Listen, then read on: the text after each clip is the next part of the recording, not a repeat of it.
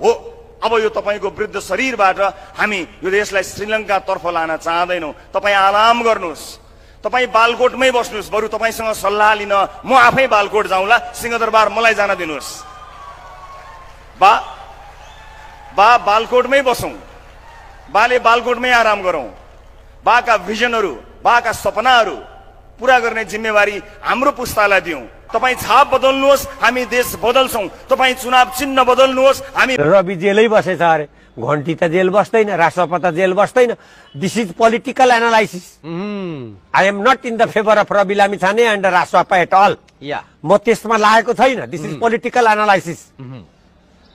There is a strong probability in 2084 election, either in parliament or in provincial parliament or in local bodies. There may be a strong possibility in. म जेलबाट छुटेपछि 44 सालमा मैले गाडी driving बिर्सेँ कि भनेर यसो चलाइहेर्थेँ। सिंगल लेनको बाटो थियो, एउटा साथीको गाडी चलाउँदा मैले 26 मिनेटमा एक सर्कल लगाएर त्यही चक्रपथमा। रवि लामिछाने अहिले बोल्ने कुरा नभएर पनि नबोले होला, बेला आएपछि बोल्छु पनि भन्छन्। त्यही हो, रवि लामिछाने नबोल्दा पनि सुनसान हुँदो रहेछ क्या देशमा। अहिले के बोल्ने रवि लामिछाने? अनुरोध गर्न गए सभामुख समक्ष, मेरो निलम्बन पद फुकुवा गरिदेऊ भन्न गए। कहाँ जाउन् तिनी? अब सर्वोच्च अदालतमा जाने हो, त्यसपछि सभामुखले गरेनन्। सर्वोच्च अदालतमा जानुभन्दा पहिले यी अदालतीहरू थुन्ने वा छोड्ने सम्बन्धमा जो चलिरहेछन्, उच्च अदालतमा चलिरहेछन्, जिल्ला अदालतमा चलिरहेछन्, यी विषयहरूको टुङ्गो नलगाउँदै सर्वोच्च अदालतमा जाने कुरा पनि भएन। संसदमा नेपाली काङ्ग्रेसका महामन्त्री गगन थापाले हल्लाएको त्यो चिरकटो खोइ, जो चिरकटोलाई गगन थापाले रवि लामिछानेले सहकारीबाट रकम बुझिलिएको सक्कली प्रमाण कहाँ पेश गरौँ भन्ने गरेका थिए।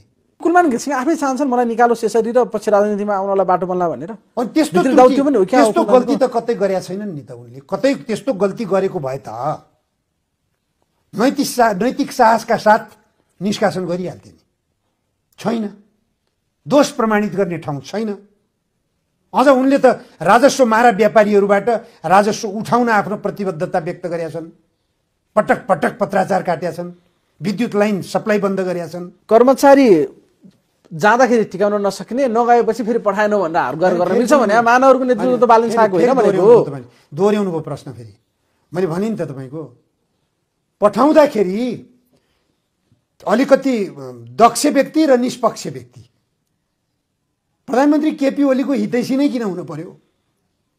महानगरपालिकाको हित चिताउने मान्छे भयो नि त, काठमाडौँका जनताको हित चिताउने मान्छे भयो नि त।